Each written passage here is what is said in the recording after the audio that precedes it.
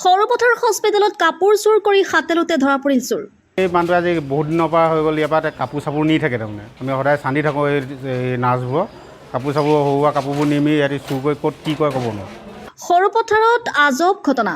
এইবাৰ সৰুপথাৰ সমূহীয়া চিকিৎসা কেন্দ্ৰত কাপোৰ চুৰি কৰি হাতেলোতে ধৰা পৰিল চোৰ।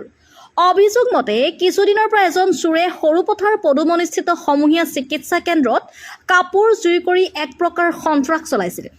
চিকিৎসালয়ত কৰ্মৰত ব্যক্তিসকলে কাপোৰ বাহিৰত মেলিলে লৈ যায়। মানে সদায় আহে, মানে এদিন দুদিন বুলি নহয়, মানে দিন দুপৰতে মানুহ থাকিব, তেতিয়াও মানে চুৰ কৰি কিনে আৰু একো কাপোৰ মেলিব নোৱাৰে, বাহিৰত বস্তু থ'ব নোৱাৰোঁ, চব লৈ গুচি যায়।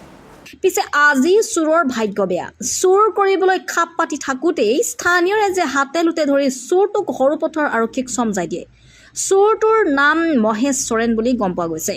তেওঁৰ ঘৰ সৰুপথাৰ লতাজুৰিত। বহুত দিনৰ পৰা খেদি ফুৰিছিলোঁ, আজি হাতে লোতে পাই গ'ল ইয়াত সোমাব লওঁতে। আপোনালোকে ধৰিলে? আমি ধৰিছোঁ।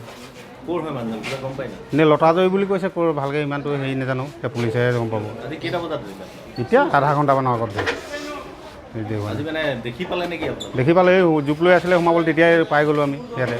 সোধ কৰোঁতে কাপোৰ নিওঁ বুলি ক'লে, তেতিয়া সেইখিনিতে ধৰি পেলাই দুফালৰ পৰা বেৰি লৈ ধৰি তাত খেদিলোঁ। এতিয়া আপোনালোকে কি কৰিলে? এতিয়া পুলিচক চমজাই দিলোঁ, পুলিচে কি কৰিব। আগতেও হৈছিলে, মাজতে 3-4 মাহমান নাই হ'লে, তাৰপাছত এতিয়াতো কণ্টিনিউ হয় সদায় মানে। আজি হাতে লোতে আজি ধৰা পৰিছে।